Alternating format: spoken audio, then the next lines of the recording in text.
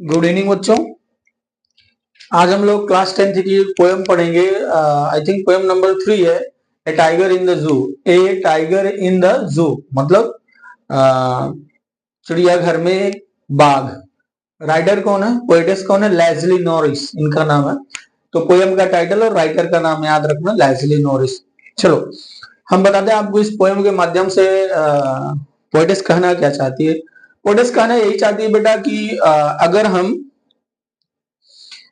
किसी भी व्यक्ति को उसके स्वभाव के विपरीत रहने के लिए मजबूर करें तो वो एकदम बदल जाता है। मतलब उसके अंदर की जो क्षमता है, जो गुण है, वो कुछ हमको दिखाई नहीं पड़ेंगे, वो एकदम से खत्म हो जाएंगे, आप ये कह सकते हो। और ये बात उन्होंने टाइगर के माध्यम से बताने की कोशिश की है। दो प्रकार के टाइगर, एक जो जंगल में रहता है और एक जो चिड़ियाघर में रहता है। तो दोनों के माध्यम से बताने की कोशिश की, एक चिड़ियाघर वाला टाइगर क्या करता है, जंगल में रहने वाला टाइगर क्या करता है। और इसलिए पोयम में बार बार एक दो बार जो है सीन शिफ्ट होता है, चिड़ियाघर से जंगल में, फिर जंगल से चिड़ियाघर में। चलो देखते हैं पोयम कैसे है, क्या है, उसके बाद सेंट्रल आइडिया भी मैं आपको बताऊंगा। चलो पोएम की पहली लाइन में पोएटेस कह रहे ही स्टाक। स्टाक मतलब होता है बेटा गुस्से से चलना, एकदम डरावनी चाल चलना। तो ही यहाँ ही किसके लिए यूज हुआ है? बाघ के लिए। ही स्टाक, वह गुस्से से चलता है। इन हिज विविड, विविड मतलब होता है सजीव, चमकीली। स्ट्रिप्स मतलब धारियां।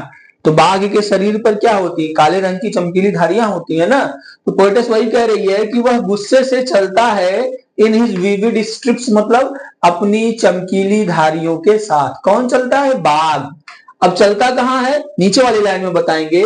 The few steps, the few मतलब ज्यादा नहीं, लेकिन जितनी भी जगह है उतने कदम। पिंजरा तो बहुत बड़ा होता नहीं है। कह रहे the few steps of his cage. Cage मतलब पिंजरा, हिज मतलब उसके, किसके? बाघ के। पोएटेस कह रही है कि the few steps of his cage, वह अपने पिंजरे के ज्यादा नहीं, लेकिन जितनी जगह है उतनी दूरी में वह कदम कदम चलता है। कौन? बाघ। फिर से दोनों लाइन का अर्थ देखो, तब आपको अर्थ स्पष्ट हो जाएगा। He stop in his why vivid strip the few steps of his cage. वह अपनी चमकीली धारियों के साथ, वह कौन? बाघ। बाघ अपनी चमकीली धारियों के साथ गुस्से से पिंजरे में जितनी भी जगह है उतनी दूर चलता है। यहां पर बेटा एस है, स्टाक्स, सॉरी लिखने में मुझसे गलती हो गई। फिर आगे अगली लाइन में कह रहा है चलता है on pads of velvet quite. On मतलब पर, पैड्स मतलब गद्देदार, वेलवेट मतलब होता है मखमली। तो आप देखो बाघ का जो शरीर होता है एकदम मखमल जैसा होता है, उसके पंजे भी बड़े गद्देदार होते हैं। तो पोएटेस वही कह रही है कि शांति से वह अपने गद्देदार मखमली पंजों पर चलता है। In his quiet rage, quiet मतलब शांत, रेज मतलब गुस्सा। ये देखो ऑक्सीमोरॉन, यहां पर एक फिगर्स ऑफ स्पीच हुआ है, सॉरी सॉरी, हाँ ऑक्सीमोरॉन। ये क्वाइट और रेज दोनों एक दूसरे के विपरीत शब्द हैं। जो गुस्सा है वो शांत नहीं रहेगा, जो शांत है वो गुस्सा नहीं होगा। तो पोएटेस ये कहना चाहती on the pads of velvet quite, on the pads अपने गद्देदार पंजों पर, वेलवेट मतलब मखमली, क्वाइट मतलब शांति से। वह अपने गद्देदार पंजों पर, गद्देदार और मखमली पंजों पर शांति से चलता है। इन हिज क्वाइट रेज मतलब अपने शांत, अपने गुस्साए हुए शांत स्वभाव में। मतलब अंदर तो गुस्सा भरा हुआ है, लेकिन वो एकदम शांति से चलता है, क्योंकि उसको समझ में आ रहा है कि मैं यहां गुस्सा कर भी कुछ कर नहीं आऊंगा। चलो चारों लाइन का अर्थ एक बार फिर से देख लेते हैं, फिर अगले स्टेंजा पे जाते हैं। He stalks in his vivid strips the few steps of his cage।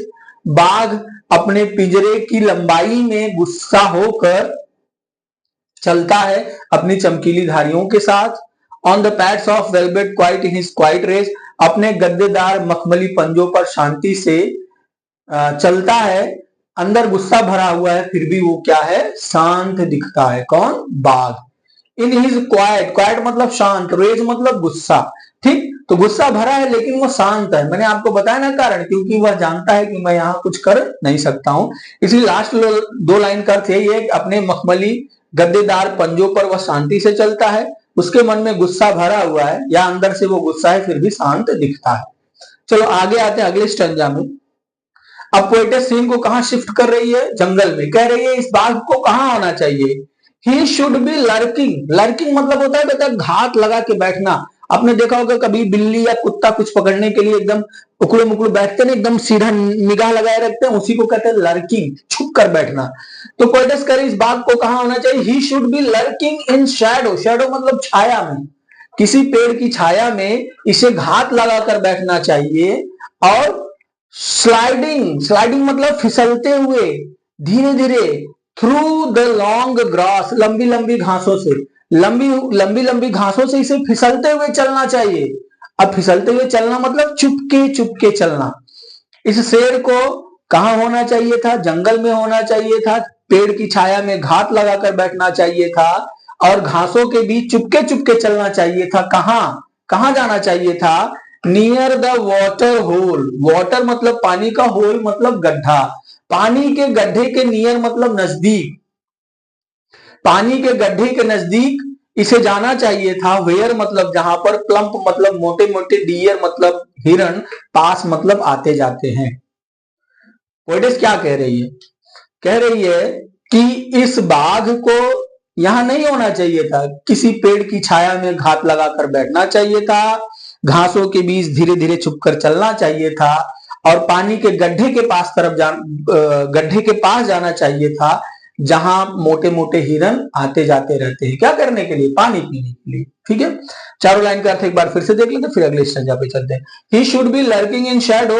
उसे छाया में घात लगाकर बैठना चाहिए था। Sliding through the long grass, इसे लंबी लंबी घासों के बीच चुपके चुपके चलना चाहिए था। नियर द वाटर होल, उस पानी के गड्ढे के नजदीक। वेयर प्लम्प डियर पास, जहां पर मोटे मोटे हिरन आते जाते हैं। चलो अगले स्टेंजा में आते हैं। पोएटिस क्या कह रही है?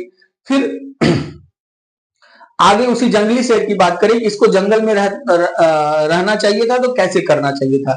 ही should be snarling around houses. Snarling मतलब होता है बेटा गुर्राना, खर्राटे भरना। स्नैरलिंग होता है जब रात में कोई सोता है, नाक बहुत जोर जोर बजती है, तो उसको भी स्नैर कहते हैं। तो वही कह रहा है, ही शुड बी। पोएटिस करी ही मतलब उसे किसी बाघ को, शुड बी स्नैरलिंग मतलब गुर्राना चाहिए था, अराउंड द हाउसेस मतलब घर के चारों तरफ। पोएटिस ये कह रही कि इसे घर के, गांव में जो घर बने हैं उन घरों के चारों तरफ गुर्राते हुए घूमना चाहिए था। और वो घर कहां होते? एट द जंगल्स एज मतलब जो जंगल के किनारे बसे हुए थे। पोएटिस कह रही है कि अगर ये बाघ जो चिड़ियाघर में है, अगर ये जंगल में होता तो जंगल के किनारे जो घर होते हैं उन घरों के आसपास ये गुर्राते हुए क्या करता? घूमता। फिर आगे क्या कहती है? Bearing his white fangs. Bearing मतलब दिखाना, व्हाइट मतलब होता है सफेद, फैंग्स मतलब होता है बेटा जहरीले दांत। फैंग्स मतलब जहरीले दांत। अरे बड़े बड़े ऐसे जो टेढ़े टेढ़े दांत होते हैं ना, इसी को क्या कहा जाता है? फैंग्स कहा जाता है। तो पोएटिस ये कह रही है उसे घर के चारों तरफ गुर्राते हुए घूमना चाहिए था, बेयरिंग हिज व्हाइट फैंग्स, और उसे अपने सफेद सफेद दांत दिखाना चाहिए था, मतलब गुर्राते समय मुंह को खोलना चाहिए तो दांत दिखते। हिज क्लॉज अपने पंजों को दिखाना चाहिए था। टेरराइजिंग और डराना चाहिए था द विलेज मतलब गांव वालों को। चलो इसी स्टैंजा का अर्थ पूरा देख लेते हैं फिर से एक बार। He should be snarling around the houses at the jungle's edge. जंगल के किनारे बने हुए घरों के चारों तरफ इस बाघ को गुर्राते हुए घूमना चाहिए था। Bearing his white fangs his clause, अपने बड़े बड़े दांत दिखाने चाहिए थे, अपने पंजे दिखाने चाहिए था। टेरराइजिंग द विलेज, और गांव वालों को डराना चाहिए था। ठीक है, फिर सीन शिफ्ट हो रहा है, फिर चिड़ियाघर में आ जा रही पोएटिस अगले स्टैंजा में। क्या कह रही है? लेकिन वो बाघ क्या कर रहा है? चिड़ियाघर वाला बाघ क्या हो गया? बट ही इज लॉक्ड, लेकिन वो बंद कर दिया गया है। इन कंक्रीट सेल मतलब कंकड़ पत्थर की बनी कोठरी में, मतलब वही जेल में। His strength behind bars. Bars मतलब छड़, छड़ मतलब यहाँ पर जेल। हिज स्ट्रेंथ मतलब उसकी जो ताकत है, बिहाइंड मतलब चली गई है, बार्स मतलब छड़ के, मतलब उसकी जो ताकत है वो कहाँ चली गई है? जेल के अंदर चली गई है, मतलब पिंजरे में कैद हो गई है। Stalking the length of his cage, फिर से वही बात कर रहा है। स्टॉकिंग मतलब गुस्से से, द लेंथ मतलब पूरी लंबाई में, ऑफ हिज केज मतलब अपने पिंजरे की पूरी लंबाई में वो गुस्से से चल तो रहा है, लेकिन इग्नोरिंग विजिटर, इग्नोरिंग मतलब नजरअंदाज करते, विजिटर मतलब आने जाने वालों को नजरअंदाज कर रहा है बाघ। गुस्से से तो अपने पिंजरे में चल रहा है, लेकिन आने जाने वालों पर ध्यान नहीं दे रहा है। क्यों? पोइटेस ये बताना चाहती है कि अगर ये जंगल में होता तो क्या कोई इसके पास फटकता? नहीं फटकता ना, खुद दूर लोग डर के भाग जाते, लेकिन ये पिंजरे में बंद हो गया है, इसलिए लोग इसके करीब आ रहे हैं। बेचारा शेर खुद उनसे बचने की कोशिश कर रहा है, इसलिए उनको क्या कर रहा है? नजरअंदाज कर रहा है। फिर से इस पूरी स्टैंजा का अर्थ देख लो। But he is locked in the concrete cell, in concrete cell, लेकिन उसको कंकड़ पत्थर की कोठरी में बंद कर दिया गया, मतलब जेल में बंद कर दिया गया है। हिज स्ट्रेंथ बिहाइंड बार्स, उसकी ताकत जो है जेल में बंद हो गई है, या जेल के भीतर छड़ों के अंदर चली गई है। Stalking the length of his cage, वह अपने पिंजरे की पूरी लंबाई में गुस्से से चल रहा है। इग्नोरिंग विजिटर्स, आने जाने वालों को नजरअंदाज कर रहा है। फिर अगले स्टैंजा में पोएट क्या कह रहा है? ही हियर्स, वह सुनता है, द लास्ट वॉइस, अंतिम आवाज, एट नाइट मतलब रात में। वह बाघ रात में जो अंतिम आवाज होती है उसको सुनता है। वो आवाज क्या है? अगली लाइन में बताएगा। द पेट्रोलिंग कार्स, पेट्रोलिंग मतलब जानते हो बेटा, पुलिस की गाड़ी जो रात में पेट्रोल नहीं करती, मतलब पहरा नहीं देती, पहरा देने वाली गाड़ियां। देखो शहर में हूटर लगा के चलते रहते नहीं है, हु की आवाज आती है, तो उन्हीं गाड़ियों की आवाज ये सुनता है। कौन? बाघ। पोएटिस कह रही, he hears the last voice at night the patrolling cars, वह रात में उन गश्त लगाती हुई गाड़ियों की आवाज को सुनता है। And stares with his brilliant eyes, and stairs और घूरता है, विथ हिज ब्रिलियंट मतलब चमकदार, आईज मतलब आंखों से, अपनी चमकदार आंखों से वह घूरता है या देखता है किसको? एट द ब्रिलियंट स्टार्स मतलब चमकते हुए तारों को। वह रात में गश्त लगाती हुई पुलिस की गाड़ियों की आवाज सुनता है और अपने पिंजरे में से ही अपनी चमकती आंखों से किसको घूरता है? आसमान में जो सितारे चमक रहे हैं उनको घूरता है। ठीक है, ये तो थी हमारी पोयम। ठीक है, लास्ट स्टैंजा का अर्थ एक बार फिर से देख लेते हैं। He hears the last voice at night the patrolling cars, वह रात में गश्त लगाती हुई पुलिस की गाड़ियों की आवाज को सुनता है। एंड स्टेयर्स, स्टेयर्स मतलब घूरना, and stares with his brilliant eyes at the brilliant star, वह अपनी चमकदार आंखों से चमकते हुए सितारों को देखता है। अब ये सेंट्रल आइडिया देख लेते हैं बेटा। इन दिस पोयम मतलब इस कविता में, the poet is trying to contrast, the poet मतलब कवि, इज ट्राइंग मतलब कोशिश कर रहा है, टू कंट्रास्ट मतलब अंतर बताने का। इस कविता में कवि अंतर बताने की कोशिश कर रहा है। किसका? ए टाइगर इन द जू, चिड़ियाघर के बाघ में, with the tiger in its real natural habitat, with the tiger मतलब उस बाघ के साथ, इन इट्स रियल मतलब अपने वास्तविक, नेचुरल मतलब प्राकृतिक, हैबिटेट मतलब आवास में। ठीक है, इस कविता में जो पोएट है वो चिड़ियाघर में रहने वाले बाघ और जंगल में रहने वाले बाघ, नेचुरल हैबिटेट, नेचुरल हैबिटेट क्या है? जंगल, जंगल में रहने वाले बाघ के बीच में अंतर बताने की कोशिश की है।